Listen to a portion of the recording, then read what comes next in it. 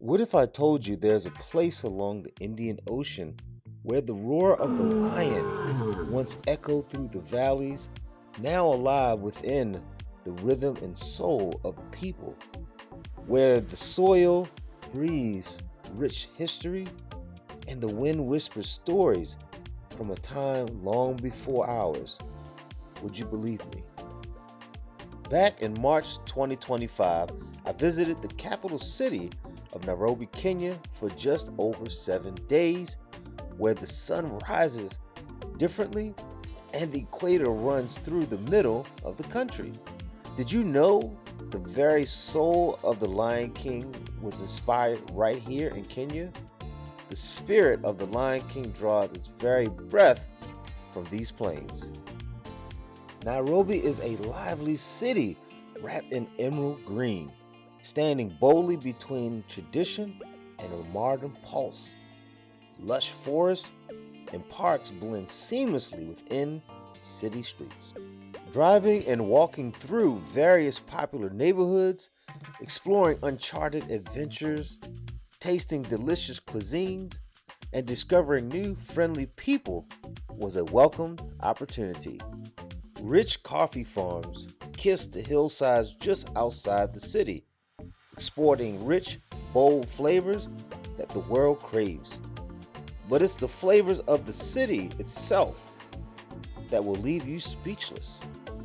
With the heartbeat of its people, vibrant, proud, and deeply rooted in purpose. And trust me, there's something impressive awaiting you at the end that you want to stay for, that's only happening in Nairobi. Sit back, relax, buckle up, and allow me to escort you through Nairobi, Kenya. After an endless journey across the skies, the wheels finally kissed the tarmac of vibrant Nairobi, Kenya. After a quick shuttle whisked me away towards customs, ready to claim that coveted Kenya passport stamp. Clearing security, I summoned a boat ride to my temporary home in the leafy suburb of Kilelesha.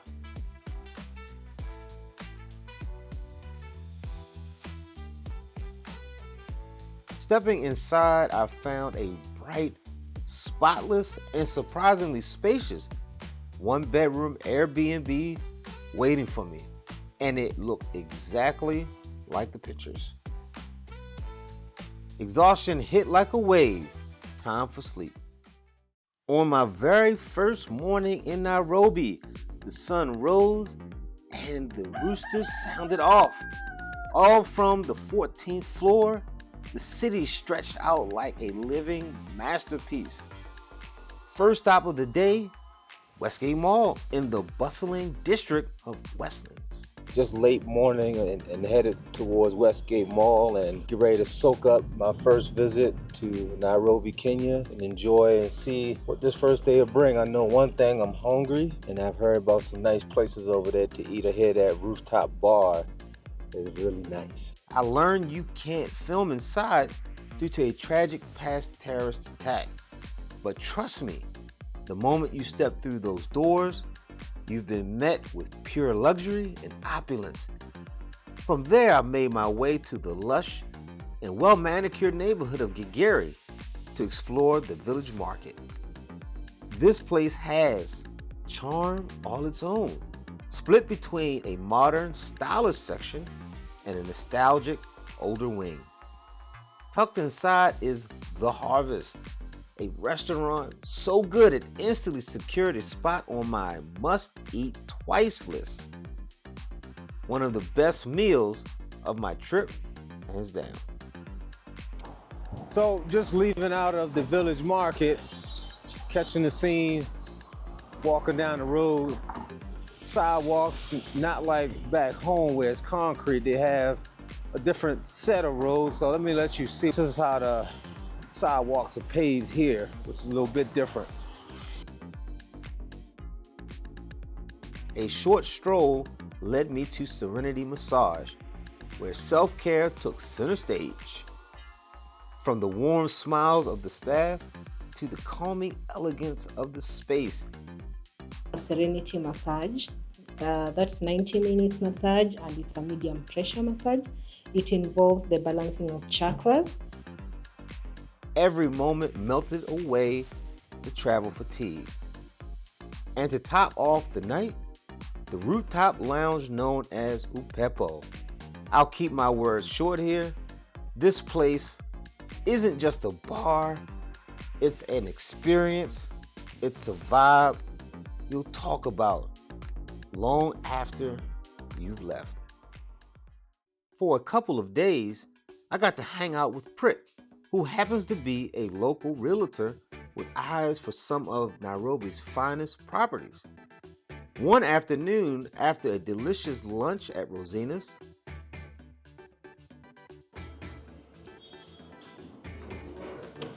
Oh yeah, yes. This tastes great. This is without the sauce.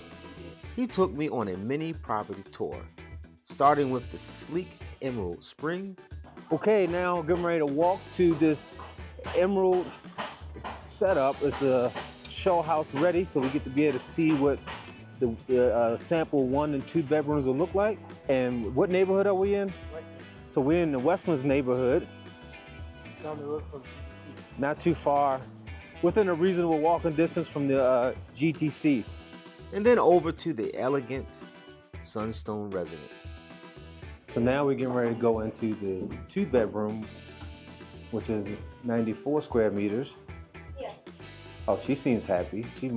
I'm curious to know what was happening. Yeah, oh, she's doing a video too, huh? Okay, hello. Chemistry for when you first come in to store things. One detail caught my attention right away.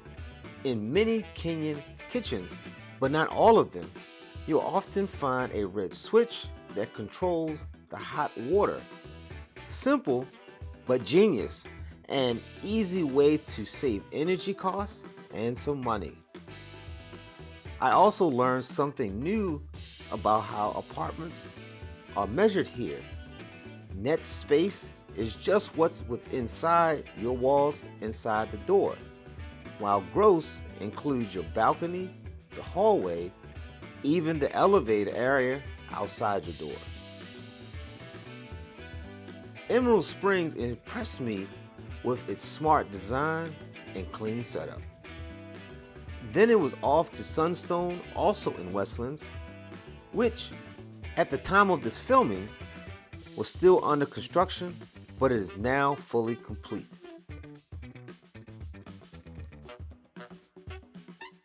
So this 3-bedroom apartment is on the 3rd floor. Let's see what the view look like. So this is the view from the 3rd floor. Wow, all this lush greenery everywhere. And this balcony is much larger than the 2-bedroom balcony as well. This is the living room, dining room area. Here's something unique to Kenya. Many apartments include a DSQ, a domestic servants quarter, essentially a small private space for a living maid or nanny. That was completely new to me, but I am understanding it more now.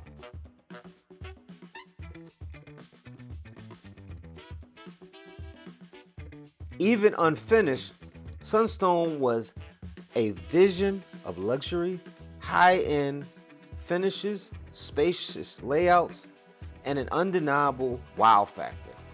Definitely a must-see. Here are some current clips of the completed project right here.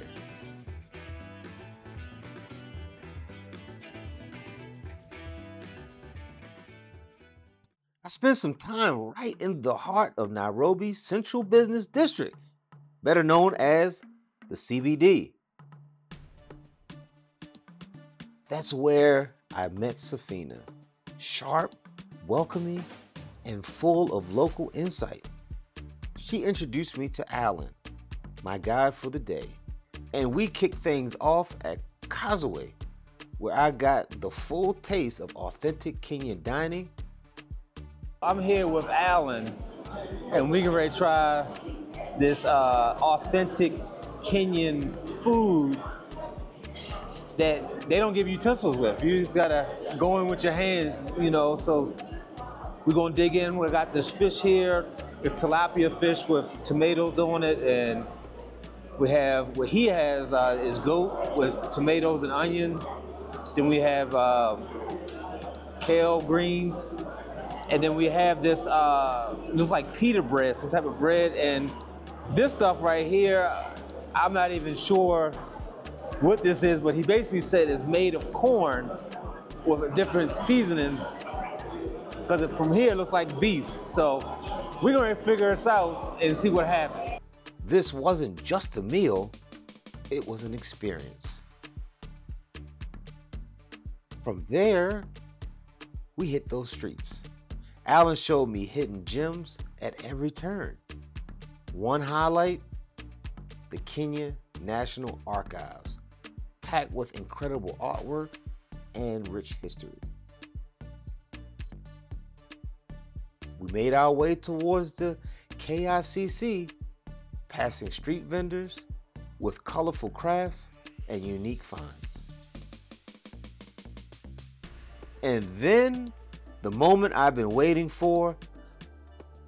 Now on going up this spiral step, headed to the top of the KICC, which is the Kenya International Convention Center, where I've been told they have the best views of Nairobi. You can see everything from up here. And now I'm getting ready to let you see it right now. Breathtaking views that you have to see in order to believe.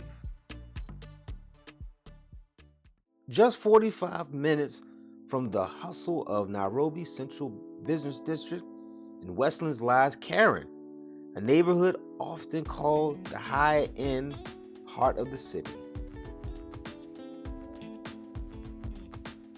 It's also home of Nairobi's National Park, where you could go on a safari without even leaving the city limits. First stop, Cultiva. Think farm to table, but elevated into an unforgettable experience. The atmosphere, fresh, calming, and effortlessly beautiful. And the food absolutely bursting with flavor. With our appetite satisfied, we made one last stop before heading back to the hub. This isn't just any mall, it's an open air, beautifully designed shopping destination with a mix of familiar brands, unique local shops, and even a few activities to keep you entertained. Karen left me with one word: refreshed. Just 20 minutes north of Nairobi, the future is already here. Tattoo City, a rising masterpiece in the heart of Kenya, set to be completed in 2030. I met with Miss Tasia at the headquarters of Tattoo City, where her vision lit up the room. Then, after our discussion, we drove past flawless landscapes, streets carved with purpose, homes spacious, secure, and perfectly placed. And then the climax, the single family development. Man, my breath was caught, choked, my mind racing, and wow. This is Kenya. Bold, beautiful, unstoppable. And just like that, my time in Kenya comes to an end. A land that stole my heart, filled my soul, and left me hungry for more. But this isn't goodbye. Oh no.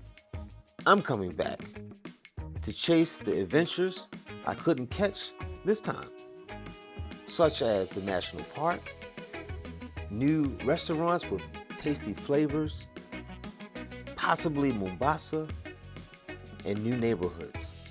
Then dive into my other Kenya videos and keep the journey alive, because the story isn't over, not by a long shot.